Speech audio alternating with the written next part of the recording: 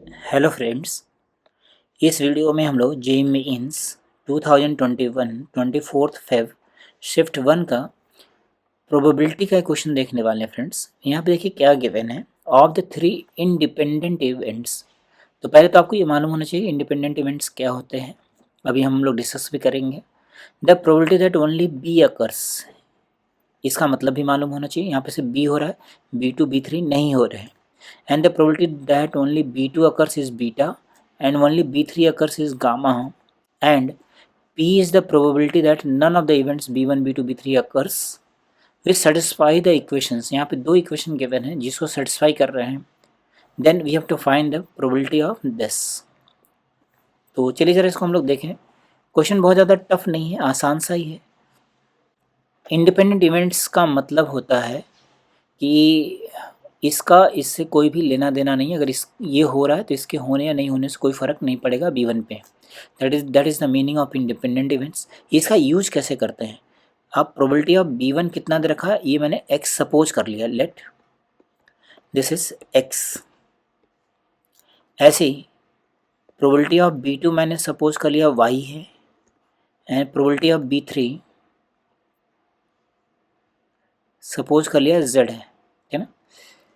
Then probability that only B1 occurs, probability only B1 कितना होगा ये, इसका मतलब होता है B1 intersection B2 complement intersection B3 complement. ये इसका मतलब होता है फ्रेंड्स। अगर ये इंडिपेंडेंट है तो इसमें इंटरसेक्शन पार्ट 0 हो जाएगा, तो इसको लिखेंगे probability of B1 into probability of B2 complement into probability of B3 complement, ऐसा लिख देंगे। अगर हम मान लीजिए यहाँ पे B3 कॉम्प्लीमेंट निकालना चाहें तो क्या लिखेंगे, इसको लिखेंगे हम लोग 1 माइनस जेड, टोटल में से 1 माइनस कर दे, मतलब जेड माइनस कर दिए हम। तो इसकी वैल्यू कितनी होगी, ये आ गया हमारे पास x into 1 minus y into 1 minus z. ऐसे ही प्रोबेबिलिटी ओनली B2 लिखें तो कितना हो जाएगा, probability that B1 complement intersection B2 intersection B3। इसका मतलब क्या हो रहा है कि ओनली B2 अकर हो रहा है, B1 B3 अकर नहीं हो रहा है।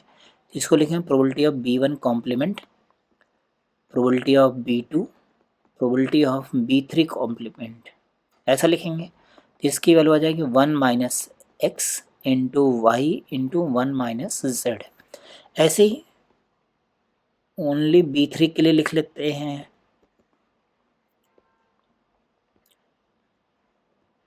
तो इसको हम तो डायरेक्टली लिख सकते हैं, अभी ओपन करने की ज़रूरत नहीं है। तो ये आ जाएगा हमारे पास 1 minus x 1 minus y into z, ये हमने लिख दिया। देन प्रोबेबिलिटी P क्या है, P is the probability that, मैं यहीं पे लिखता हूँ, P is the probability that none of B1 B2 B3 occurs.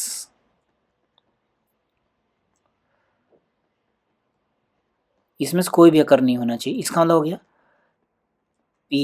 B1 complement intersection B2 complement intersection B3 complement.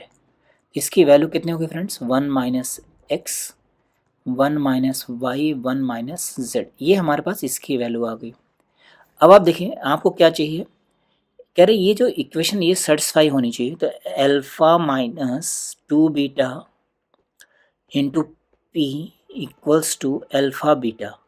तो ज़रा यहाँ पे हम लोग वैल्यूज डाल देते हैं।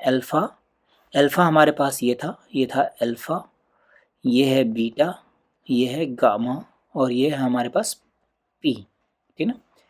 तो अल्फा माइनस बीटा, अल्फा में से बीटा को माइनस कर दें, ट्वाइस ऑफ, देखिए दोनों में कॉमन क्या दिख रहा है, यहाँ पे कॉमन दिख रहा है 1 माइनस जेड। तो 1 माइनस जेड कॉमन कर लेंगे तो क्या मिलेगा, यहाँ आएगा x 1 minus y minus 2 times 1 minus x into y. और p की वैल्यू कितनी है, p हमारे पास ये लिखा हुआ है 1 minus x 1 minus y 1 minus z. और अल्फा इंटू बीटा का प्रोडक्ट लिखिए कितना हो, अल्फा बीटा का प्रोडक्ट आएगा x into y 1 minus x 1 minus y 1 minus z whole square. अब यहाँ पे देखिए फ्रेंड्स क्या लिखा हुआ है, ये वाला कैंसिल आउट हो गया, इसके साथ में 2 बार है ये, फिर ये वाला भी कैंसिल आउट हो गया, तो बचेगा क्या हमारे पास यहाँ से आएगा x minus x y minus 2y plus 2xy equals to x y, है ना, ऐसा बनेगा। तो देखिए यहाँ से ये एक्स वाई का भी टर्म कैंसिल आउट हो गया, तो हमारे पास एक रिलेशन आ गया यहाँ पे x is equals to 2y। अब इसको हम लोग ऐसा लिख करके रख लेते हैं।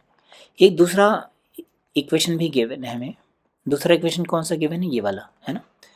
तो इसको लिखा हमने beta minus 3 gamma into p equals to 2 beta gamma. बस यहाँ पे वैल्यूज डाल दीजिए।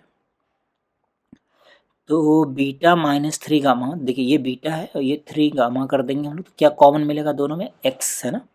तो 1 माइनस एक्स का फैक्टर कॉमन आ गया, तो यहाँ आएगा y 1 minus z minus 3 1 minus y into z into p, that is 1 minus x 1 minus y 1 minus z and twice of beta gamma. तो ट्वाइस ऑफ बीटा गामा का product, तो कितनी बार लिखेंगे, y इंटू जेड और यहाँ मिलेगा 1 minus x whole square 1 minus y 1 minus z, ऐसा बनेगा फ्रेंड्स। तो अभी देखिए यहाँ पे क्या कैंसिल आउट हो रहा है, ये वाला पूरा ही कैंसिल आउट हो जा रहा है, फिर ये वाला भी कैंसिल आउट हो गया।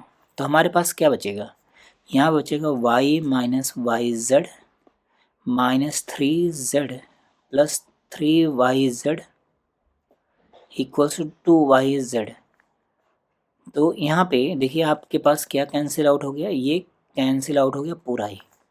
तो वैल्यू क्या मिल गया यहाँ से मिल गया y इक्वल्स टू 3z, ठीक है ना। अब आपसे क्वेश्चन में क्या पूछा है फ्रेंड्स, क्वेश्चन में पूछा है probability that occurrence of B1, है ना। तो हम लोग इसकी वैल्यू निकालेंगे यहाँ पे। Probability of occurrence of B1 का मतलब हो गया x, probability of occurrence of B3 का मतलब z। हमें ये वैल्यू चाहिए थी x अपॉन z, तो इसकी वैल्यू कितनी होगी, x की वैल्यू यहाँ से डाल दीजिए तो आ जाएगा 2y, यहाँ से z की वैल्यू डाल दिया, कितना हो गया y/3, तो y कैंसिल आउट हो गया और ये आ गया 6 और यही हमारे पास आंसर हो गया फ्रेंड्स। ये इंटीजर टाइप का क्वेश्चन था, आपने देखा ना फ्रेंड्स कितना इजी क्वेश्चन था ये, बट यहाँ पे आपको कॉन्सेप्ट्स क्लियर होने चाहिए थे, इंडिपेंडेंट इवेंट्स के कॉन्सेप्ट्स, प्लस यहाँ पे कैलकुलेशन से आपको घबराना नहीं था। ये कैलकुलेशन थोड़ी सी जो है लेंदी दिख रही है प्रोबेबिलिटी के पॉइंट ऑफ व्यू से, क्योंकि प्रोबेबिलिटी में अपने को कैलकुलेशन रिलेटिवली ईजी रहती है ना। तो आई होप आपको ये वीडियो काफ़ी अच्छा लगेगा फ्रेंड्स। Okay, thank you.